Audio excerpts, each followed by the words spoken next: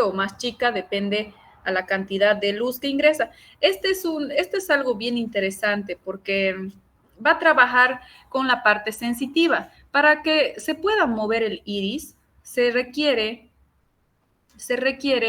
de las dos vías, tanto sensitiva como motora, porque finalmente el estímulo es sensitivo, ¿no? Y la respuesta va a ser motora, así que ambos van a estar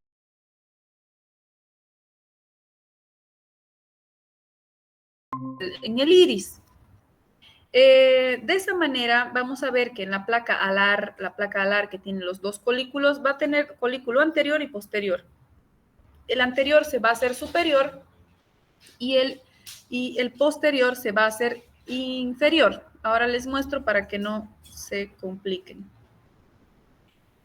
Esto ya vieron seguramente en anato.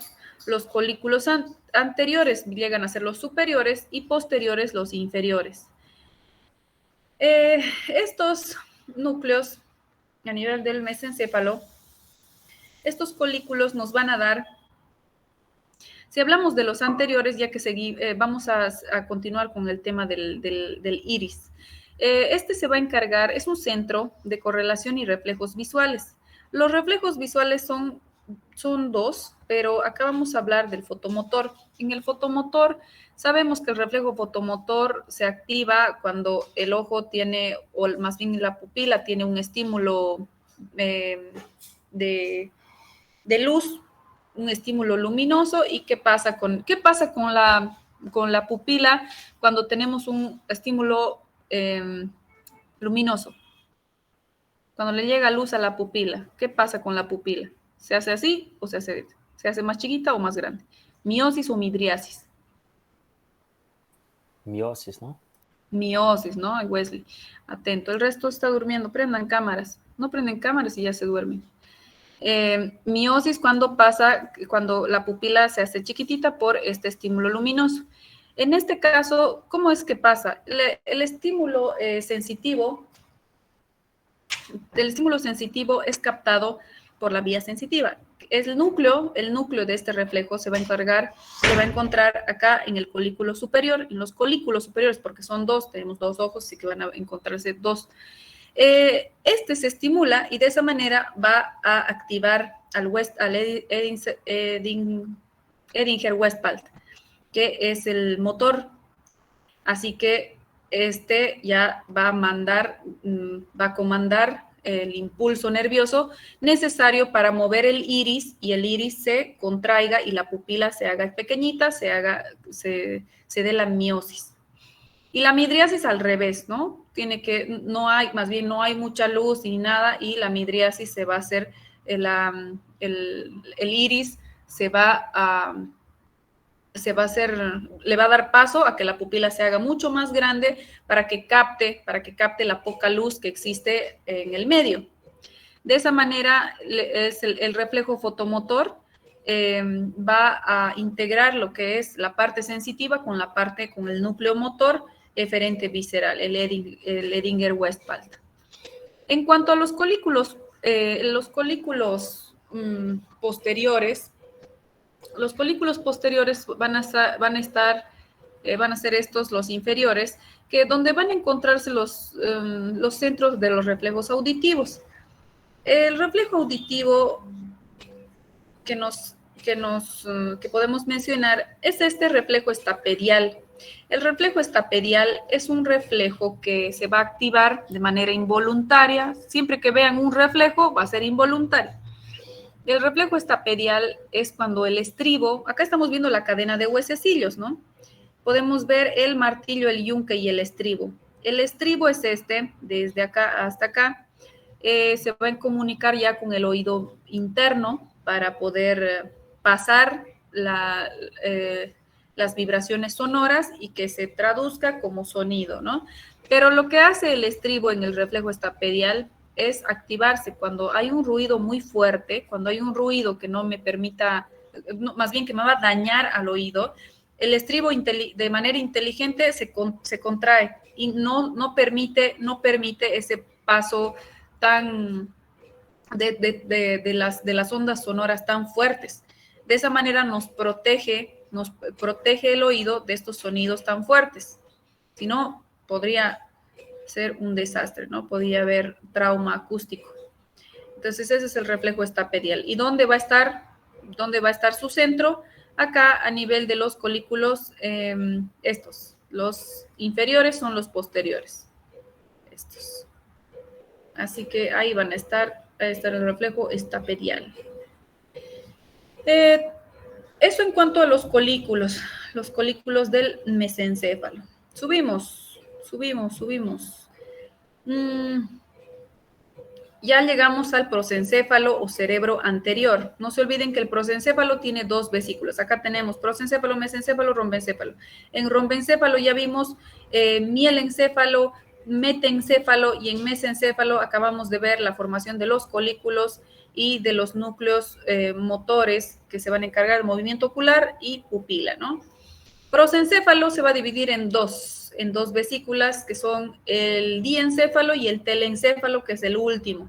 El diencéfalo es el que le sigue, como estamos yendo en orden, el diencéfalo es lo que sigue. En este caso, el diencéfalo está constituido por una placa del techo y dos placas alares. Fin, nada más, solo placas alares y placa del techo. Carece de placas del piso y placas basales. Es decir, carece de la parte motora. Diencéfalo carece de la parte motora. Y la placa del techo tiene solamente una capa de células ependimarias cubierta por mesénquima vascularizado. Es lo que pasa lo mismo que pasa en el cuarto ventrículo, ¿no? Esa telita de células ependimarias que es invadida por vasos sanguíneos, forman un plexo y forman el plexo coroideo, pero del tercer ventrículo. Y la región más caudal de la placa del techo se desarrolla para formar el cuerpo pineal o epífisis. En este caso, la glándula pineal es esta. En esta imagen, acá va a estar. Entonces, ya vimos la formación de todo esto, cerebelo, puente, colículos serían estos, los colículos superiores e inferiores, y nos encontramos acá, en la parte del diencéfalo. En el diencéfalo les dije que solo tenemos las placas alares y la placa del techo. La placa del techo se va a proliferar hacia la parte más caudal, que sería esta, para formar la glándula pineal o cuerpo pineal. La glándula pineal es una glándula interesante que regula nuestro ciclo circadiano. Es decir, nuestro ciclo vigilia-sueño, vigilia en el día cuando hay luz y sueño en la noche. Así que tiene que ver con la luz. Esta glándula es la que sintetiza la melatonina. La melatonina es una hormona. La melatonina es una hormona. Es una hormona que regula este ciclo de vigilia y sueño, así que nos va a regular el ciclo circadiano. Cuando se ve alterado el ciclo circadiano porque nos quedamos toda la noche, o en los médicos pasan por las guardias, ¿no? Por las guardias de trabajo. Es un desastre porque te envejece, el tema hormonal, o sea, se desequilibra, además que o sea, se va a afectar a nivel sistémico, en la piel, en todos los órganos. Por eso es que al día siguiente de estar de una guardia, incluso hay imágenes chistosas, ¿no? De un médico entrando a la guardia y un médico saliendo de la guardia, así todo ojeroso, parece un zombie. Es porque cuando la glándula hace lo que puede. Así que cuando estamos despiertos en este periodo donde ya deberíamos estar durmiendo y reparando nuestros tejidos, se secreta mucho cortisol, y de esa manera va afectando al sistema, o sea, a todo el cuerpo, a todos los tejidos. La glándula pineal entonces se encarga de este proceso de regulación del ciclo circadiano. Es interesante. Tenemos, aparte, creo que por acá también vamos a ver, ya, acá, esto ya es todo desarrollado, acá falta todavía. Tenemos acá todo el tronco encefálico, los colículos, cerebelo, y esta parte ya sería, a partir de acá para arriba, ya es prosencéfalo. Acá estamos viendo específicamente la glándula pineal, ya les había mencionado para qué sirve, y ahora vamos a ver el resto, cómo prolifera el resto del diencéfalo.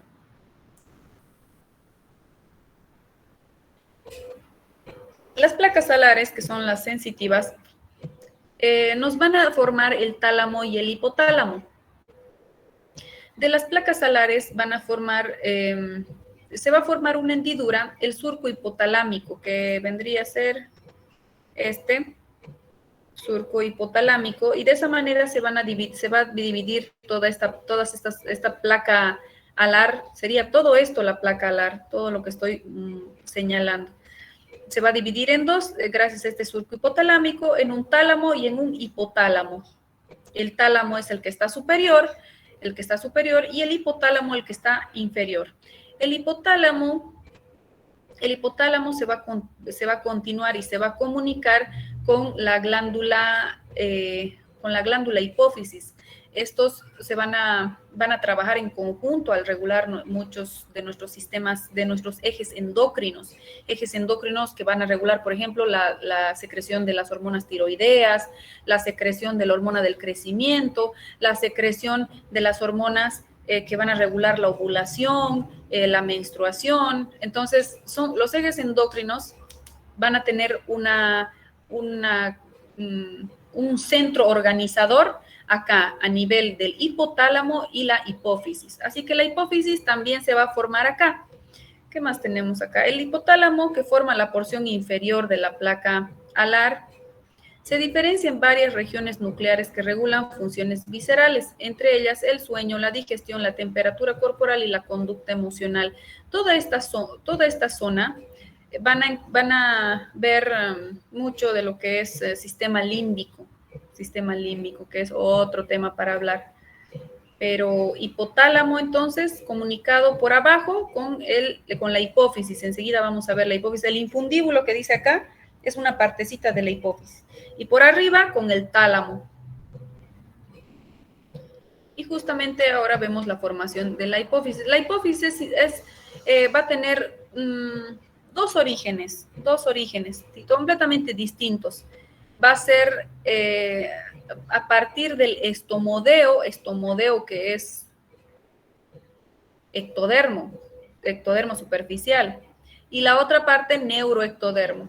Por eso tiene dos glándulas, dos lóbulos. Es una glándula, son dos lóbulos, un lóbulo anterior y un lóbulo posterior.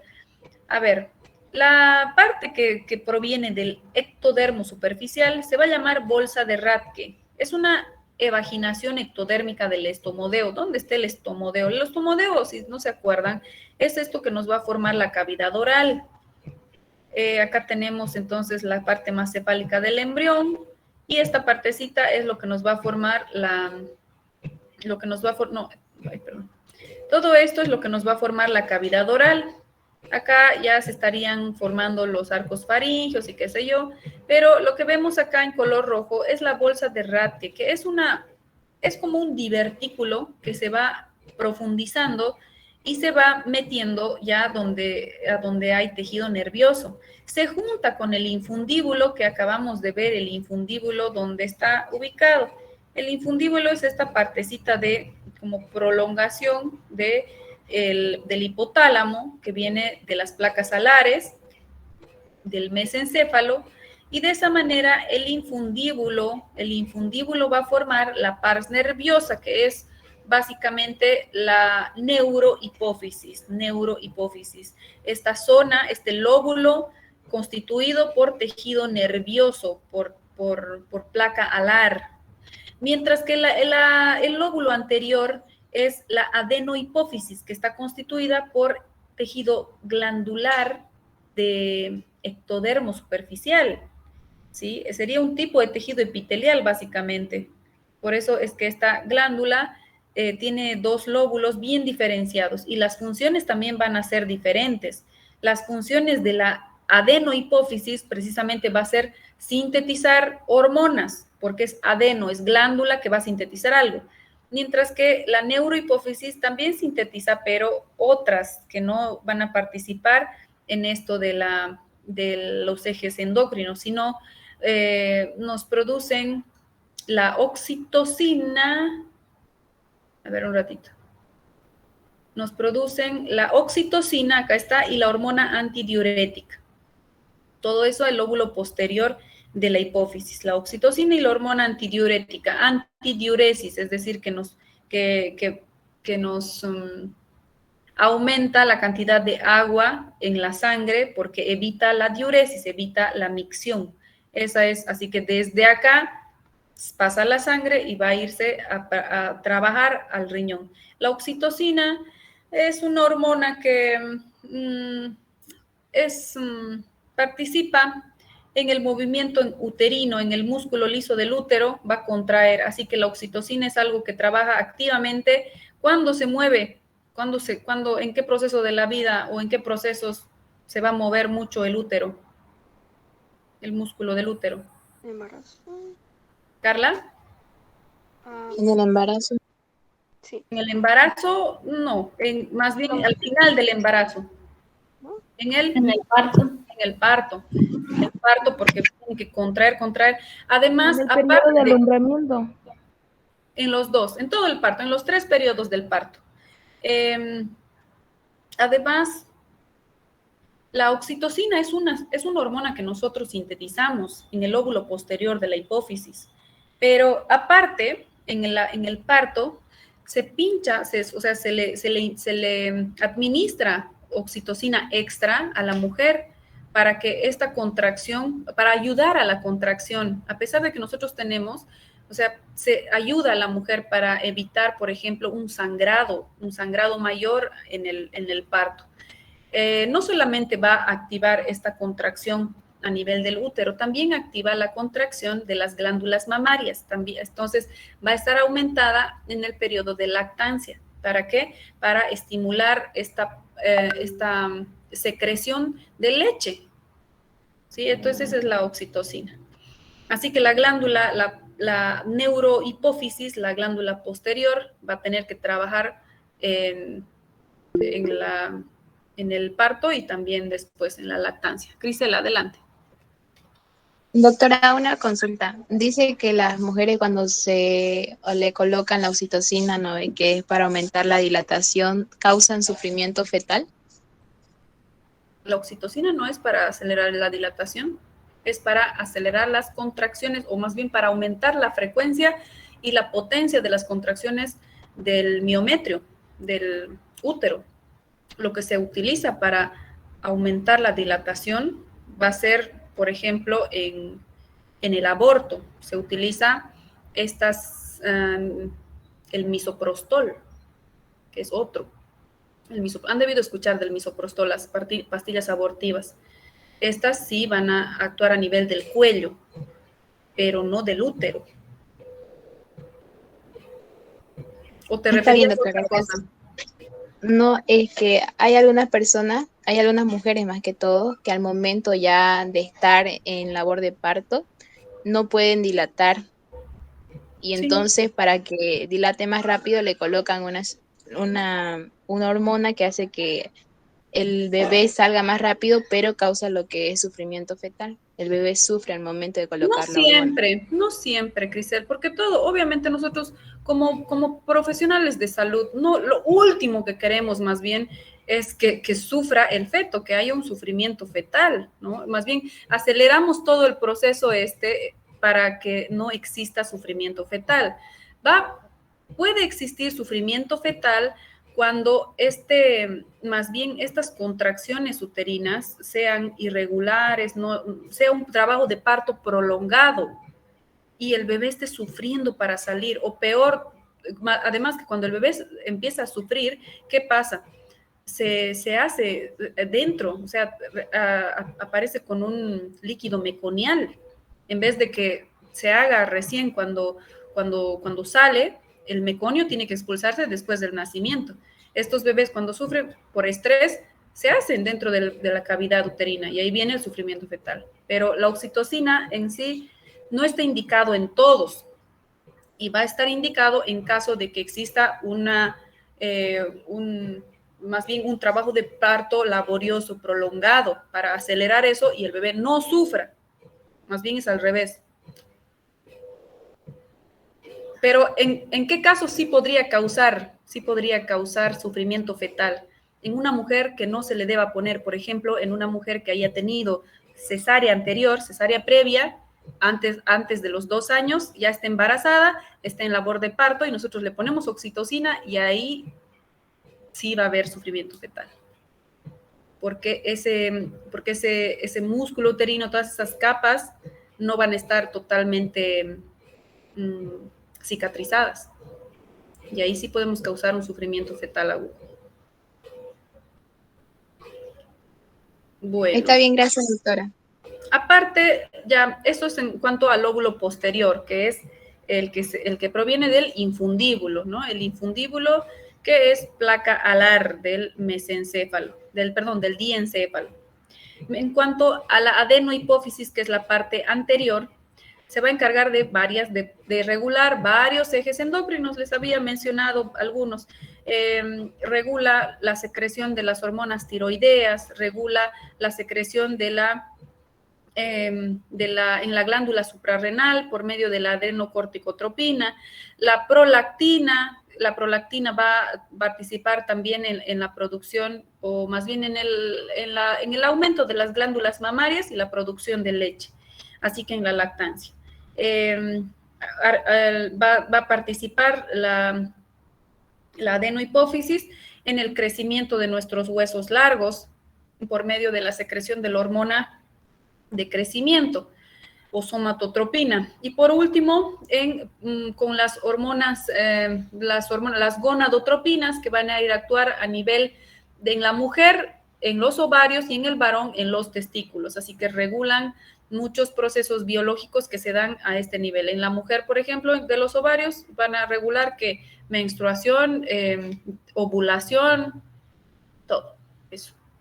Así que es importante el entender lo que es hipófisis y su origen para poder también entender todas sus implicancias clínicas. En resumen, toda la parte anterior, el lóbulo anterior de la hipófisis, proviene de la bolsa de Rathke, que es lo que forma la adenohipófisis. Y la parte posterior, el lóbulo posterior, se forma a partir del infundíbulo, y por eso se denomina neurohipófisis. En cuanto a las correlaciones clínicas, vamos a ver el craneofaringioma. Es algo relativamente frecuente en cuanto a las malformaciones congénitas o tumores de esta parte. Es un remanente de la bolsa de Rathke en el techo de la faringe.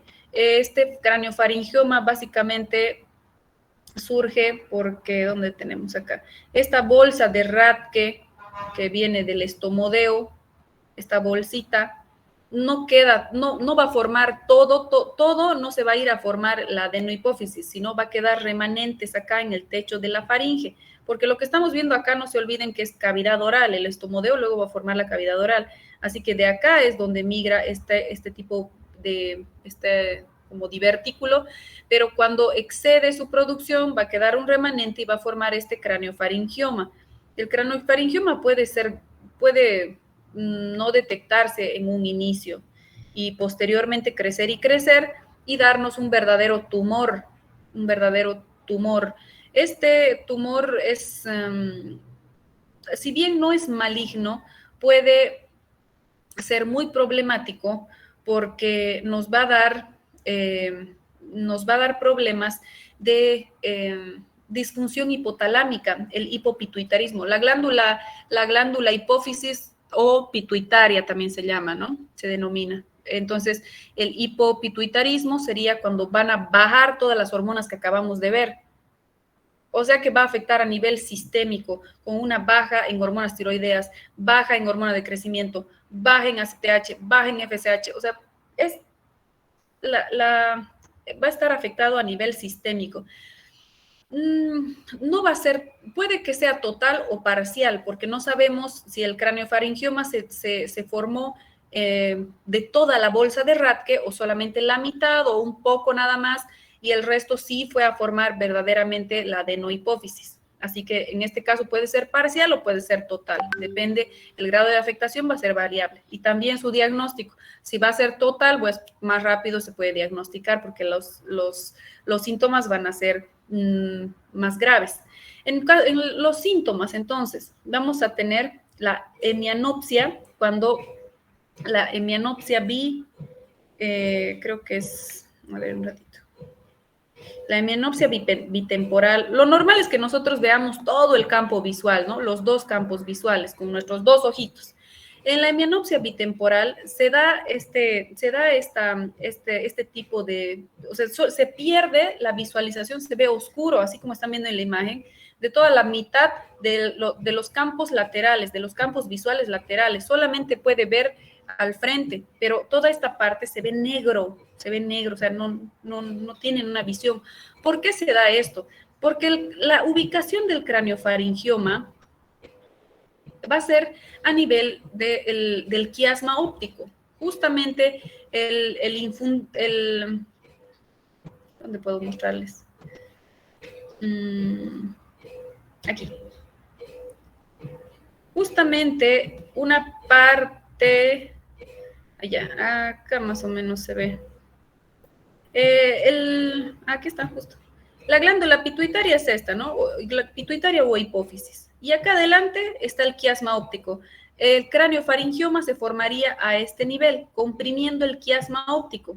Se comprime el quiasma óptico. El quiasma óptico es donde se da el entrecruzamiento de los nervios, del nervio óptico de cada ojo. Entonces ahí atrás se van a cruzar, y cuando existe el craniofaringioma que va a empezar a comprimir el quiasma óptico, se va a dar este tipo de síntomas. Se va a dar una hemianopsia bitemporal, ¿sí? Entonces no se van a poder visualizar estos campos visuales, ¿sí? El tratamiento, el diagnóstico, fíjense que es en base a imágenes, obviamente la clínica nos ayuda, pero acá tenemos en un corte axial el craniofaringioma. Va a tener diferente tipo de tejido entre epitelial y adenomatoso. Acá tenemos, este sería el cerebelo, tronco encefálico, mesencéfalo, y aquí ya está el diencéfalo con el tálamo, y acá tenemos, el cuerpo calloso, tálamo, y la hipófisis apenitas parece que es esta parte, la parte posterior, y esto es el craniofaringioma, y esto ya es faringe. Así que de esa manera nosotros podemos identificar. El tratamiento es quirúrgico. Anteriormente se hacía barbaridades y se morían, pero con el desarrollo de la cirugía es transcelar, como creo que se denomina transcelar, se introduce por un procedimiento mínimamente invasivo. Se introduce, fíjense cómo, por la nariz. Se va a encontrar con la parte esfenoidal, y de acá ya tenemos el acceso hacia el craniofaringioma. Entonces es una cirugía ya mínimamente invasiva por medio de puertos. Entonces acá está la nariz de la persona, ¿no? Entonces encuentran por imágenes, y ahí van operando hasta sacar el tumor causante de todo esto. Listo. Ese es el craniofaringioma. Pasamos a cerebro anterior. Cerebro anterior, estamos en cerebro anterior. Nos falta la última vesícula, que es el telencéfalo. El telencéfalo es lo que nos va a formar los hemisferios cerebelosos. Y también se van a formar sus espacios, que son los ventrículos laterales. Estos hemisferios proliferan a partir de las 5 semanas de gestación. Hasta las 8 semanas ya todo se tiene que formar, así que están corriendo todos los días formando los tejidos. En este caso, los hemisferios van a surgir a partir de las paredes laterales, de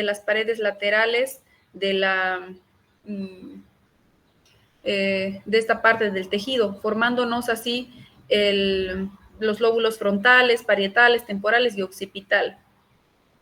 Y a las 6 semanas ya nos aparecen las estructuras del sistema límbico, como el cuerpo estriado, que van a formar, que forman la mayor parte de los ganglios basales. Estos que enseguida vamos a ver cómo se forman. Y los hemisferios también por separado, no sé cuál está primero. A ver, cuerpo estriado. El cuerpo estriado se expande a nivel posterior y se va a dividir en dos, en una porción dorsomedial y en una porción ventrolateral. La dorsomedial va a formar el núcleo caudado, que es este, la dorsomedial, el núcleo caudado, y la ventrolateral va a formar el núcleo lentiforme, y el globo pálido. Estos van a formar en sí, ya les decía, los ganglios basales. En los núcleos caudado y lentiforme se van a ver a ambos lados en un corte coronal, en las imágenes, en tomografías, en resonancia. Estos ganglios van a tener conexiones con el tálamo y el tallo cerebral y desempeñan un papel fundamental en el control del movimiento voluntario, en la conducta rutinaria, en la cognición, en las emociones, parte del sistema límbico, ¿no? En el aprendizaje procedimental y en el movimiento ocular. Estos núcleos, estos ganglios en sí, nos van a regular todo esto toda esta parte emocional del cerebro. Y por eso es que acá arriba todo lo que es lóbulos, que ya enseguida vamos a ver, que se llama, que es la neocorteza o neocórtex, va a ser el cerebro pensante. El cerebro emocional va a ser toda esta parte que estamos viendo de ganglios basales, del cuerpo estriado. El cerebro emocional. Por ahí les puse algún dato, no me estoy acordando.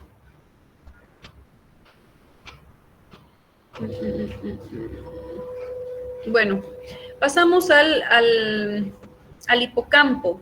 El hipocampo es este sector que se va a formar de la proliferación del tejido final, de donde van a surgir los hemisferios.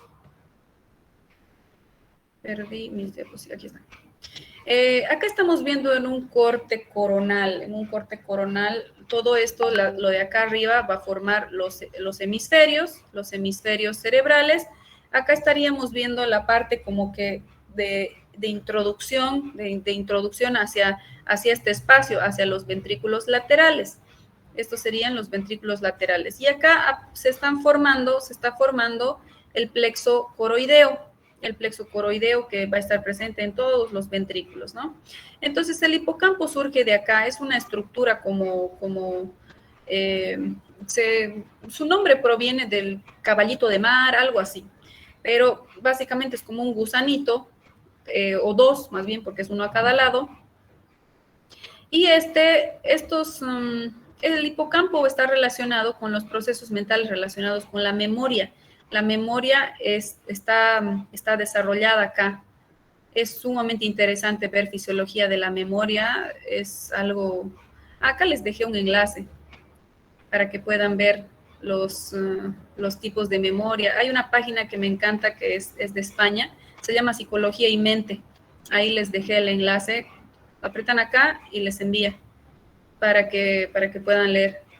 Y bueno, entonces acá va a estar el tema de nuestra memoria, nuestro chip de memoria, de almacenamiento. La producción y la regulación de los estados emocionales también, como todo esto surge a partir de tejido sensitivo. Entonces, nos van a dar la regulación de los estados emocionales, la navegación espacial que es esta orientación que tenemos hay muchas personas que se ubican bien y otros que nada, ¿no? Que generalmente el varón es el que tiene mejor desarrollada la navegación espacial. Y, o sea, no en todos, ¿no? Les digo generalmente, pero, y por eso muchos dicen, ay, ¿por qué no les gusta pedir indicaciones? No sé si sea porque no les gusta pedir, no soy hombre, pero tienen mejor desarrollada esta parte de la navegación espacial. Y las mujeres tienen más desarrollada esta parte instintiva, pero que no entra acá, ¿no? Entonces, la parte de la navegación espacial en el hipocampo va a estar mejor desarrollada así científicamente en los varones. Hay mujeres que también tienen buena orientación espacial. Yo tengo buena orientación espacial. Cuando voy a una ciudad nueva, generalmente ya veo el mapa. No necesito tantas indicaciones porque me ubico bien, estoy en la paralela de tal, pero hay personas que están perdidísimas, ¿no? Pero no tengo desarrolladas otras cosas, como por ejemplo, multitareas. En las mujeres generalmente está desarrollado esto del hacer multitareas, hacer esto a la vez y que todo salga bien. Yo no, tengo que hacer una cosa a la vez, así que no sé cómo se formó mi cerebro, pero hay algunas cosas que sí se van a desarrollar muy bien en unas personas y no en otras. En general, en el varón está bien desarrollada esta parte de la navegación espacial. Y aparte, la memoria de los olores. La memoria de los olores también va a estar acá en el hipocampo. Muchas veces hay olores que nos despiertan, ¿no? Alguna memoria, un perfume de alguien, no sé, algún olor específico que nos transporta a un lugar. Esa es la memoria en los olores. ¿Les ha pasado? Es como que vamos por la calle, sentimos un olor y ya despertamos, ¿no? Despertamos alguna memoria por ahí guardada. Eso va a estar en el hipocampo.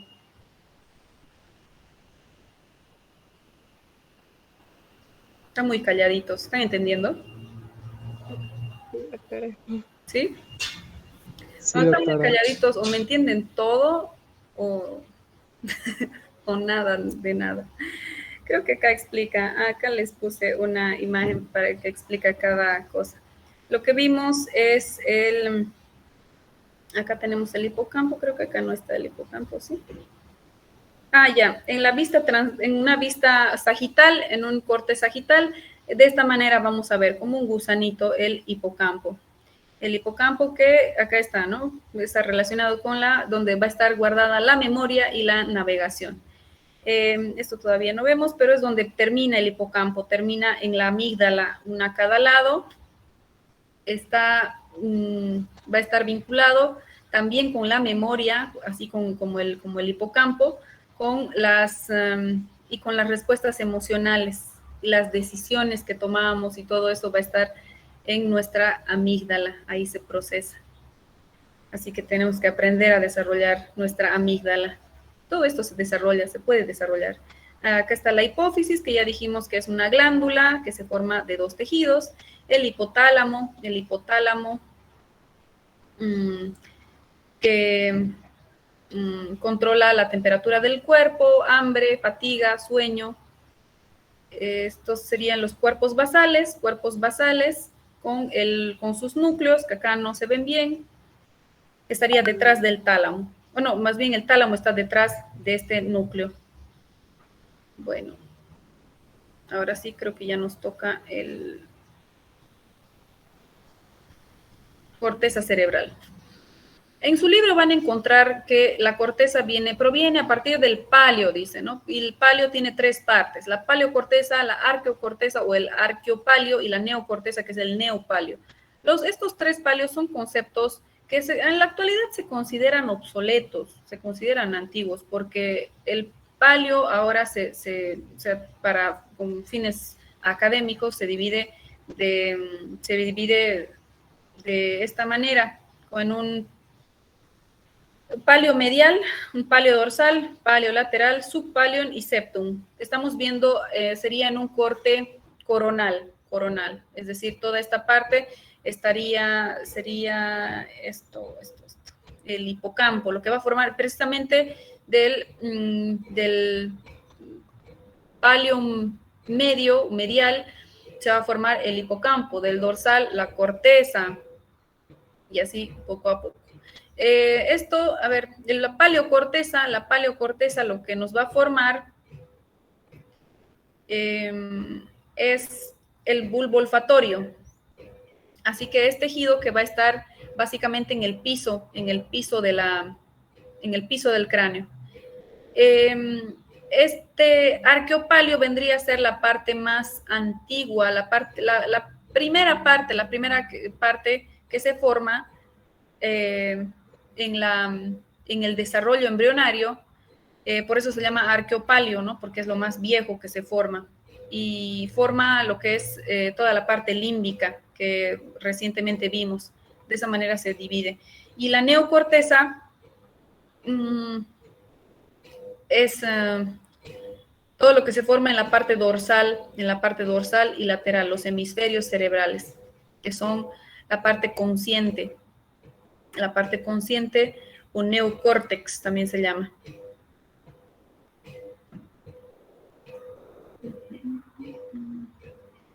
Acá está. El neocórtex, que es la parte, el cerebro racional se llama el neocórtex. El cerebro emocional es todo lo que es ligado con los cuerpos basales y el tálamo, el hipocampo y el hipotálamo. Y la parte instintiva, el cerebro instintivo, vendría a ser aquello que proviene del arqueopalio, que es lo primero en formarse. Esto es donde nosotros vamos a tomar estas decisiones sin pensar, ¿no? Esta parte instintiva del cerebro. Bueno, acá en un cortecito coronal podemos ver, estamos haciendo un corte a este nivel y a este nivel. El primero, la figura C, corresponde a este corte. Entonces acá están hemisferios, hipotálamo, tálamo y bueno, acá no se ve nada más, pero en el corte sí, vamos a ver que tenemos al tejido lateral que va a formar los hemisferios con sus palios. Acá estaría el neopalio en todo este sector.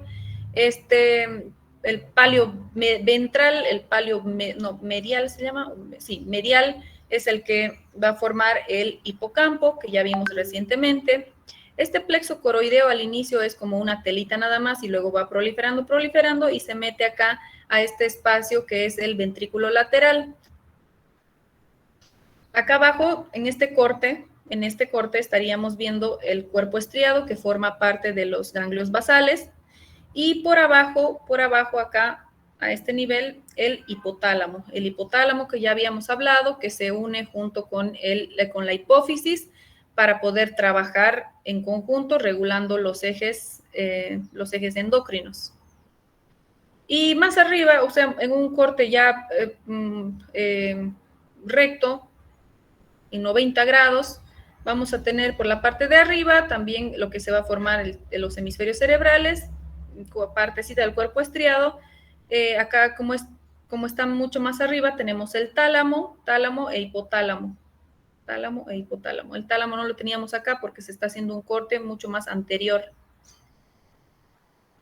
Tienen que ver bien las imágenes y leer la descripción para entender qué están viendo, porque así nada más esta imagen no se entiende. Las comisuras. Al inicio, cada hemisferio cerebral crece como una estructura independiente. Pero al tercer mes, grupos de fibras nerviosas crecen de un lado a otro y conectan un hemisferio con el otro. La lámina terminal se extiende desde la placa del techo del diencéfalo hasta el quiasma óptico. La lámina terminal vendría a ser todo lo que está dividiendo esta zona. Creo que más arriba teníamos una imagen donde se veía la lámina terminal. Acá está la lámina terminal. Así que va a dividir toda esta parte, fíjense donde está la línea en azul, le va a dar esta división, esta organización al tejido, a los hemisferios cerebrales.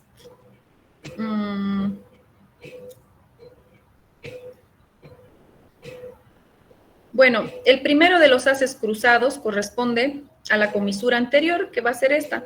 Depende a dónde está ubicado, ¿no? Si es en la parte ventral, anterior. Luego tenemos la comisura avenular, más posterior. La comisura posterior, precisamente, la que va a estar acá, a este nivel.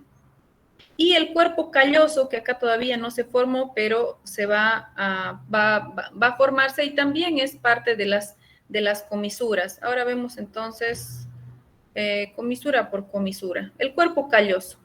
Este cuerpo calloso aparece en la 10ª semana de desarrollo, porque ya decíamos que al principio toda la estructura crece como una estructura independiente. Ya cuando se va dividiendo y cuando se va conectando, a partir de fíjense que en la 10ª semana, o sea, ya en el periodo fetal, conecta las áreas no olfatorias de las cortezas cerebrales derecha e izquierda. Y las comisuras, el cuerpo calloso, acá está, mira, acá se ve mejor.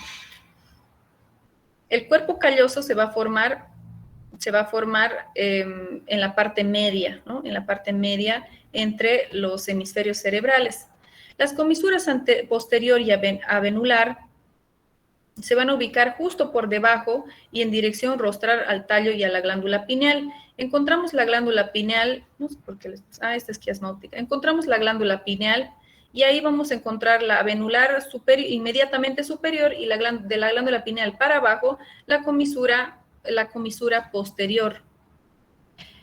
La tercera, de estas comisuras que básicamente es entrecruzamiento de fibras nerviosas, es el quiasma óptico, que ya habíamos mencionado anteriormente. Acá está el quiasma óptico, que ya les decía que es este entrecruzamiento de axones de las neuronas del nervio óptico. El nervio óptico no solamente va a llevar por su lado el estímulo sensitivo, la luz, los colores, para que se procesen como imágenes.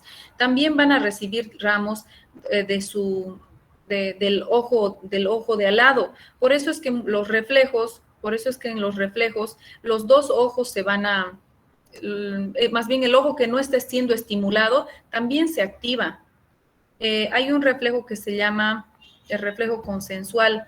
Nosotros tapamos esta parte, o sea, tapamos así para que no le llegue luz al ojo al ojo que se está estudiando, y alumbramos a este nivel. Ponemos una linternita, alumbramos a este nivel. Lo que tenemos que tener acá al lado es también la miosis de esta pupila, a pesar de que no está siendo estimulada por luz. Pero gracias a este entrecruzamiento de fibras en el quiasma óptico, sí vamos a tener esa reacción, esa respuesta. Y así de la misma manera, si yo tapo todo esto, estimulo, acá pongo la linternita, me fijo al lado, el ojo de al lado, en este caso voy a prestar atención al ojo que no está siendo iluminado, ¿no? Entonces, ilumino este ojo y acá tengo que ver que la miosis también se dé gracias a este entrecruzamiento y comunicación de fibras que tienen en el quiasma óptico. Entonces, el quiasma óptico va a ser otra de las comisuras que entran dentro de esta parte. Entonces, de esta manera, este es el quiasma óptico. Bastante, ¿no? Meninges. Las meninges son tres, como saben, son tres capitas entre la dura madre, la aracnoides y la pía madre, que es la capa que se pega. Esta tiene su origen en dos partes, mesodermo y cresta neural. Mesodermo y cresta neural periférica al tubo neural, van a ir formando estas capitas, estas tres capas de protección, de revestimiento del sistema nervioso, no solamente en encéfalo, también en médula.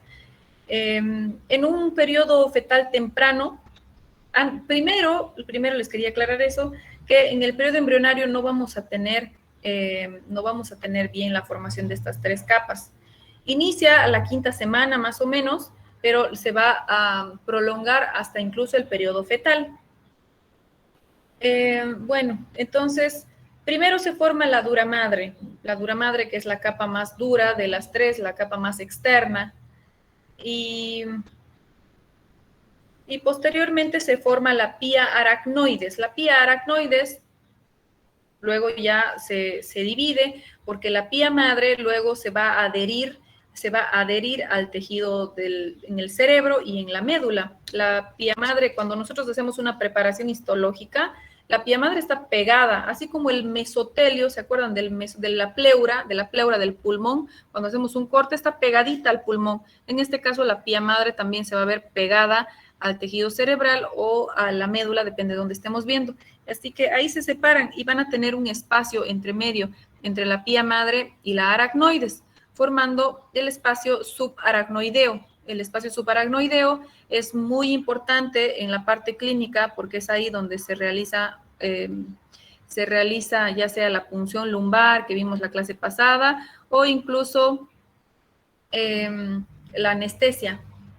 Bueno, en esta imagen estamos viendo del afuera para adentro en un cortecito acá a este nivel acá tendríamos piel, tejido celular subcutáneo y demás, y acá tenemos ya hueso con no se ve bien sus 2 láminas, pero tendría su lámina externa o tabla externa, tabla interna, hueso esponjoso al medio, y acá tenemos ya las capas. La dura madre va a estar en contacto directo con la tabla interna de los huesos del cráneo. La aracnoides va a estar justo por debajo y se llama aracnoides porque esta va a lanzar como telarañas acá abajo, formando otra capita, la capa subaracnoidea, que es donde transcurren vasos sanguíneos y el líquido cefalorraquídeo. Es acá donde tenemos el líquido cerebroespinal, también se llama cerebroespinal, líquido cefalorraquídeo.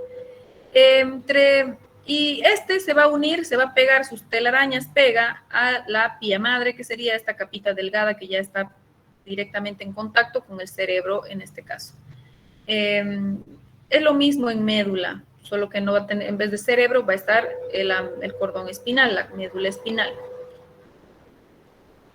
Entonces, su origen en dos partes. En cresta neural y mesodermo y cresta neural que estén alrededor, justamente alrededor del sistema nervioso, nos van a formar estas capas.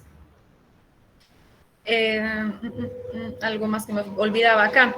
Entre el tejido óseo, entre el hueso y la dura madre, se van a dar unos espacios que labran los vasos sanguíneos. De esa manera van a estar pasando venas por ahí, las que van a llevar todo el flujo sanguíneo hacia abajo, ¿no? Hacia el corazón.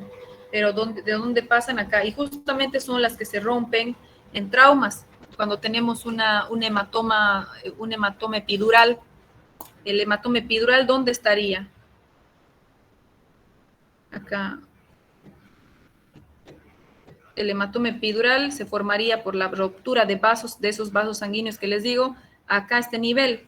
Por eso y es rápidamente progresivo porque esos vasos son de grueso calibre, los que se van a formar acá. Entonces empieza a aumentar el espacio y forman una pelotita, que, bueno, empieza a deteriorar el sensorio del paciente, en los tequeados me refiero. Cuando existe una ruptura del hueso, cuando existe un TEC abierto, es todavía más frecuente, casi seguro que tenga su hematoma epidural acá, porque no solamente se acumula sangre de acá, de las tablas, sino también de algún vasito que fue lesionado o pinchado por un pinzamiento de la fractura. De esa manera se hace rápidamente progresivo y hay que operar de emergencia a esos pacientes, ¿no? Así que ya sabemos por dónde pasa cada cosa. Y todo a través de la formación de las células de la cresta neural y el mesodermo alrededor del tubo neural. Ya estamos terminando, nos faltan 2 diapositivas y luego pasamos al otro tema que es mucho más corto. ¿A qué más en la dura madre? La dura madre, como sabemos, es la capa más dura. Esta va a estar sujeta, le va a dar esta suspensión, le va a dar una protección al sistema nervioso central gracias a tabiques, o sea que sostiene al cerebro ahí suspendido gracias a los tabiques. Claro que el líquido cefalorraquídeo también es el que más bien amortigua cualquier movimiento brusco, pero va a estar, pero también está sujeto gracias a estos tabiques. ¿Cuáles son los tabiques? La hoz del cerebro que separa a los hemisferios cerebrales en un izquierdo y en un derecho, y la tienda del cerebelo que va a estar en la parte más posterior, y porque el cerebelo también tiene dos hemisferios, así que en medio de esos hemisferios estará la hoz del cerebelo. Ay, es un montón, ¿no? Nos falta una diapositiva, deme un segundo. ¿Ya se cansó, no, doctora? Ya, me cansé. Nos falta un tema más, o una diapositiva más y descansamos. Deme un segundito que tengo que cerrar y abrir la otra clase.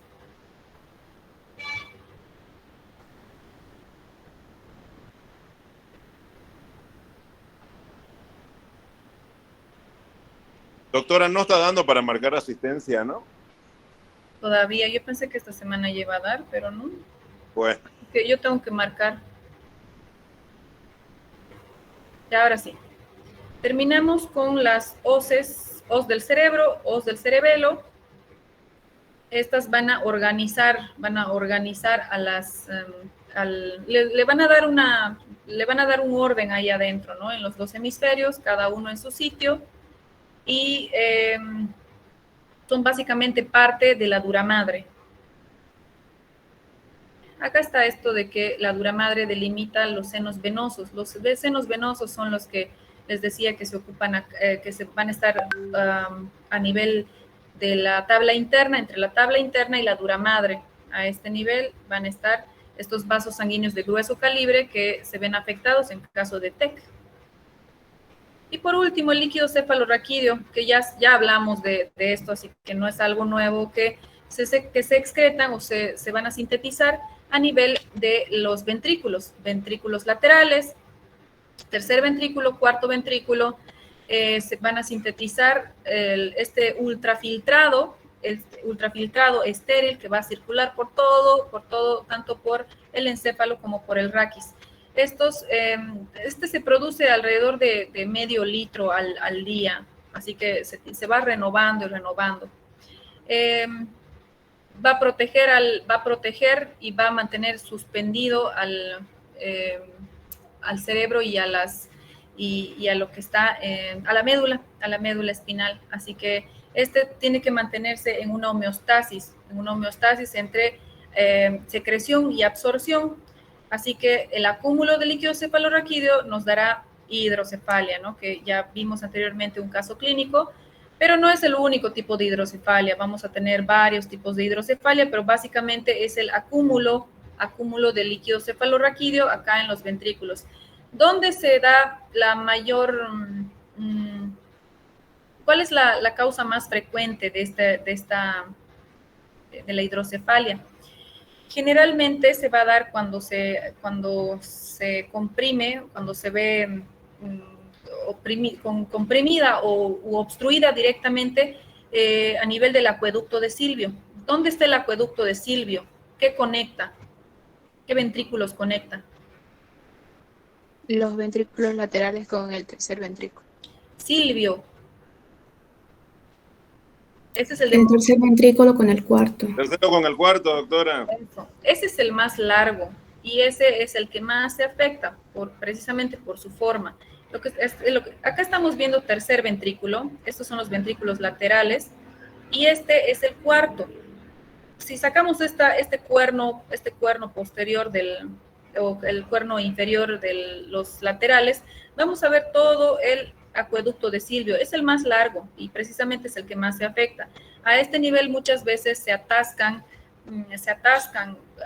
algunos, por ejemplo, en la toxoplasmosis, se van a atascar precisamente estos parásitos y ahí se calcifican y nos obstruyen el acueducto de manera parcial o total, dándonos acúmulo de líquido cefalorraquídeo a nivel de del tercer ventrículo y de los ventrículos laterales.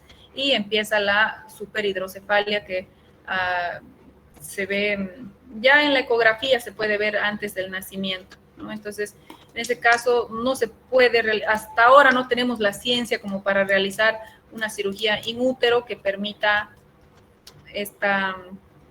el resolver el problema. Pero lo que sí tenemos es algo que puede salvar la vida y el tejido cerebral, los tejidos que se están afectando, que es la derivación ventrículo-peritoneal por medio de una válvula que se introduce acá a nivel de los ventrículos. Van a comunicar los ventrículos con el peritoneo, o sea, va a ser un conductito que va obviamente debajo de la piel, va hasta la cavidad abdominal. La cavidad abdominal, el peritoneo, tiene una buena capacidad de absorción. De esa manera, el líquido cefalorraquídeo se va depositando ahí y bueno, resolvemos una parte del problema. De esa manera ya no va a empezar a crecer, no va a seguir más bien creciendo y creciendo la cabecita del bebé.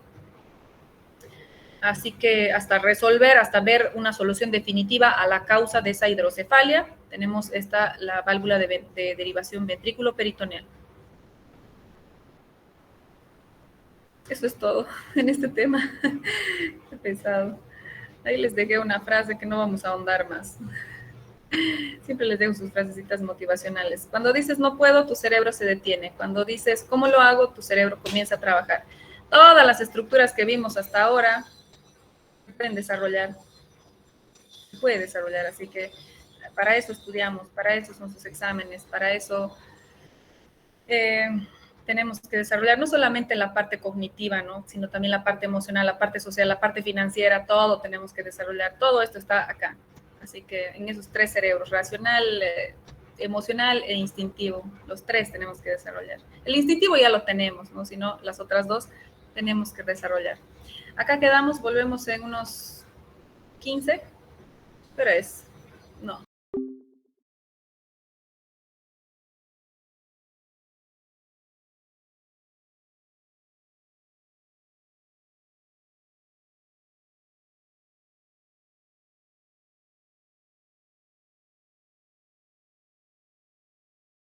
Mi tarea es facilitar la universidad, porque los alumnos tienen